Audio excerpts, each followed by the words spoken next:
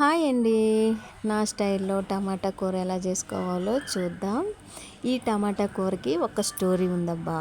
మొన్న నేను చిరు రెస్టారెంట్కి వెళ్ళామని చెప్పిన కదా, అప్పుడు టమాటా కూర చపాతీ తింటే ఎంత బాగుందంటే అంత బాగుంది. నాకు చాలా బాగా నచ్చింది. ఆకలి మీద నుండి అలా అనిపించిందేమో అని నేను అన్నా, కానీ ఏది ఏమైనా సరే రుచి అయితే చాలా బాగుంది.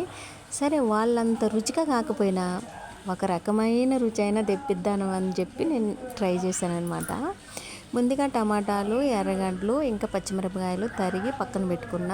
ఆ తర్వాత తాలింపు కోసం తగినంత ఆయిల్ వేసి, తాలింపు గింజలు, ఎండుమిరపకాయలు, ఉల్లిగడ్డ, పచ్చిమిరపకాయ, కరివేపాకు వేసి తాలింపు వేగాక ముందుగా తరిగి పెట్టుకున్న ఈ టమాటా ముక్కలు వేసి, కావలసినంత ఉప్పు, కావలసినంత పసుపు వేసి మూత పెట్టి బాగా మగ్గనిచ్చిన అనమాట.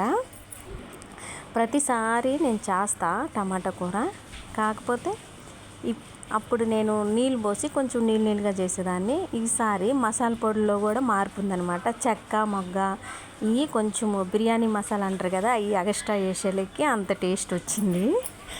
మరి వాళ్ళంత టేస్ట్ రాలేదు, ఒక రకంగా వచ్చిందనమాట. ఆ తర్వాత తగినంత కారం వేసుకొని కొంచెం అంత నీళ్ళు వేసుకొని నీళ్ళన్నీ ఇనికిపోయిన దాకా మూత పెట్టి ఉడికించిన అనమాట.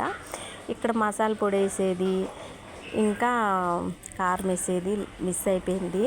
కానీ టమాటా కూర అయితే చాలా బాగా వచ్చింది, చాలా టేస్టీగా ఉంది. మీరు ఒకసారి ట్రై చేయండి. బాయ్ అండి.